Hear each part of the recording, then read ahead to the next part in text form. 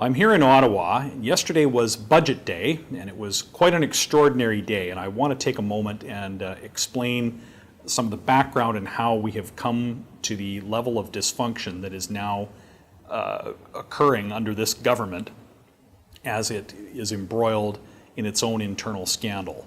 In early 2019, Justin Trudeau fired his Attorney General, Jody Wilson-Raybould. A few weeks after she was fired, the Globe and Mail reported that the reason that she was fired was that she had refused to give in to inappropriate political pressure to override the independence of the public prosecutor's office in the SNC-Lavalin case. So the Prime Minister then denied that the story was true. He just flat out denied called the story false. Jody Wilson-Raybould shortly thereafter resigned from cabinet altogether. She had been demoted to Veterans Affairs.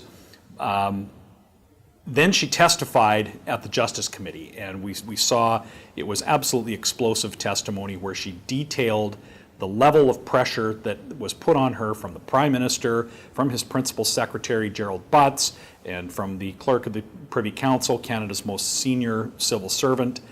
She gave very detailed testimony into the inappropriate pressure that was applied to her. Subsequent to that, both Gerald Butts and Michael Wernick testified at the Justice Committee, and both have since resigned from their posts.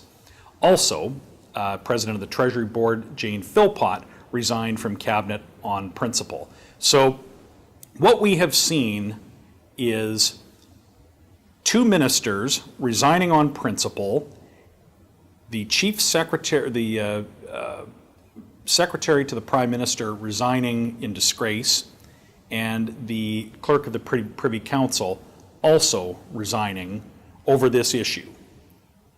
We have demanded and we have called for Justin Trudeau's resignation, given that he has lost the moral authority to govern Canada, and are demanding that the Justice Committee let Jody Wilson-Raybould speak. She has been prevented from explaining what has happened since she was removed as Attorney General up until the point that she resigned from cabinet overall. Something happened during that time period.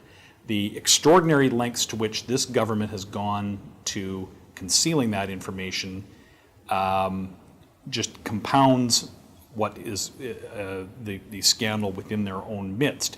So, yesterday was budget day. It was also the day that the Justice Committee decided that it would not hear any more testimony on the SNC-Lavalin scandal. So we have inappropriate political interference in a public prosecution and a Justice Committee with a majority of Liberal members that refuses to investigate. There is now no real investigation into this matter. And so, in an attempt to distract Canadians from this ongoing scandal, this Liberal government tabled a budget containing tens of billions of dollars in new spending, even as it spectacularly breaks its promise to deliver a balanced budget in 2019. So there's no balanced budget, billions and billions of dollars in new spending programs, all while trying to distract people and change the channel from the fact that the Prime Minister of Canada is accused of interfering in the independence of public prosecutions. Even the OECD is weighing in and raising its concern over the political independence of prosecutions in international corruption scandals. Canada should be a world leader in openness and transparency and the rule of law, and yet, under this Prime Minister, we are being shamed for the appearance of political interference, and we don't even have a Justice Committee that's able to investigate and hear the testimony of the former Attorney General who was fired and alleges quite clearly, states very clearly on the record, that political interference occurred. So this budget it's a spectacularly broken promise in of itself for its deficits, and it is a clear and obvious attempt to distract Canadians from the issue at hand, which is the political interference in public prosecutions.